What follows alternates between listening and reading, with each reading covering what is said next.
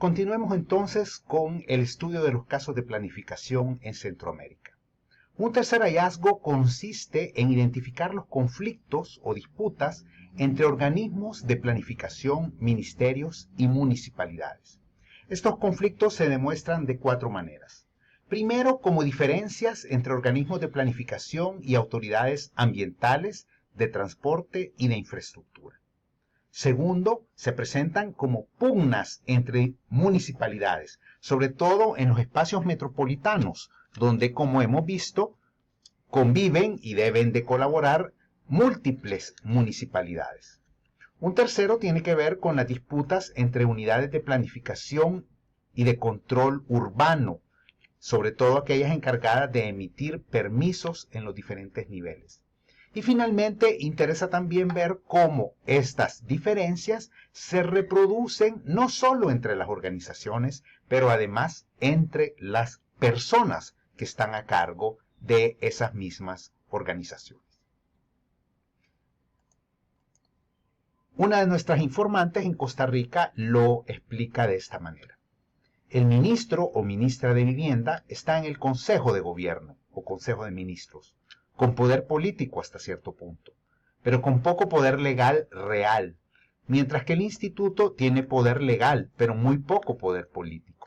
Ahí la importancia del tema de las relaciones.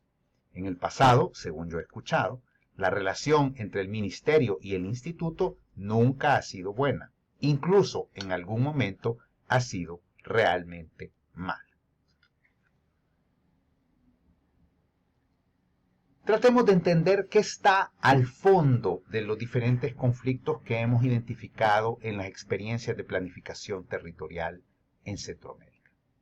Primero, nos parece que todo esto habla sobre la importancia de las relaciones de negociación permanente con los empresarios. Es decir, los empresarios son interlocutores privilegiados del Estado en el campo de la planificación territorial en nuestros países. Participan de una manera formal, pero también informal, en los procesos de planificación. Nos referimos con participación formal a la que está instituida en diferentes espacios abiertos, regulares, públicos, que se siguen cuando se está planificando el territorio. Pero decimos también informal porque estos acercamientos, estas negociaciones y estos encuentros también se dan en espacios no instituidos o no regulares. Esto también nos habla de la importancia de las capacidades de planificación de los diferentes agentes. Un segundo elemento tiene que ver con las relaciones complejas que se plantean entre habitantes y organizaciones de la sociedad civil en los procesos de planificación del territorio. Aquí son frecuentes las disputas por el otorgamiento de ciertos permisos, sobre todo lo que en la jerga urbanística en el mundo anglosajón se llama el NIMBY o Not in My Backyard. Es decir, los vecinos se oponen cuando sienten que una decisión de planificación o un permiso les está afectando directamente, está afectando su patio trasero. Por otra parte, también esto habla de las insuficiencias en los mecanismos de participación ciudadana. Y nos parece de mucho interés en Centroamérica que podemos ver evidencia de la emergencia, del surgimiento de nuevos agentes, como son los colectivos ciudadanos y las universidades, que cada vez pueden ir teniendo un papel más relevante en los procesos de planificación del territorio. Un tercer elemento que también es llamativo son las relaciones y los experimentos diversos de coordinación y de disputa también al interior del Estado. Esto sobre todo es relevante porque el Estado no es monolítico.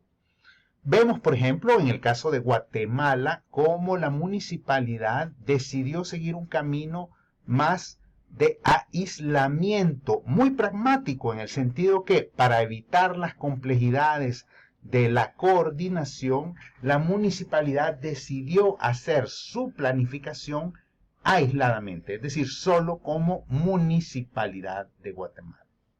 Por otro lado, en el caso del área metropolitana de San Salvador, sí existen mecanismos de coordinación metropolitana. Sin embargo, subsisten las tensiones entre los gobiernos locales del AMS alrededor de diferentes decisiones que deben de tomar en materia de planificación del territorio.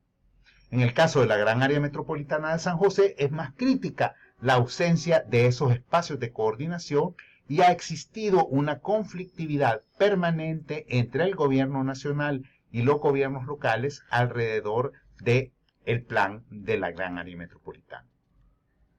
Finalmente, en los tres casos, aunque existen espacios multiactores de coordinación alrededor de la planificación, estos son espacios frágiles. Tratemos entonces de llegar a algunas conclusiones. Identificamos, como hemos visto, tres grandes conflictos. Los conflictos por el suelo y los permisos, los conflictos por las transformaciones en las zonas residenciales y tercero, las disputas al interior del Estado, ya sea a nivel de municipalidades, ministerios y entre ellas. ¿Qué está detrás realmente de estos tres conflictos? Nuestra primera explicación es que podemos entender en estos conflictos a los agentes del campo de la planificación. Los conflictos están relacionando realmente a habitantes, empresarios y al Estado, que podemos entender entonces como los grandes agentes que hacen planificación del territorio, o si lo ponemos incluso en la lógica de Lefebvre, que son responsables de la producción social del espacio. Pero ¿qué motiva esas relaciones de conflicto que emergen en la planificación? A nuestro juicio son dos grandes mecanismos. Por un lado, dentro del Estado es importante reconocer, y aquí retomamos algunas ideas de Bourdieu, que el Estado no es monolítico y que dentro del Estado hay continuas luchas por el poder político en el espacio, o si lo queremos ver así, por ejercer ese poder político de parte ya sea del gobierno nacional o de las localidades o de diferentes ministerios e instituciones autónomas dentro del mismo gobierno nacional que quieren demostrar que ellas tienen un cierto nivel de control dentro del espacio o dentro del territorio. Y por otra parte, esas disputas que involucran sobre todo a empresarios y a habitantes están relacionadas con la renta del suelo. Es decir, por el interés de lograr maximizar ganancias a partir de la transformación del suelo, ya sea para que pueda ser urbanizable o para transformar un suelo que ya está urbanizado, como en las zonas residenciales, para otros usos como el comercio o densificándolo en apartamentos y que eso permita obtener mayores ganancias.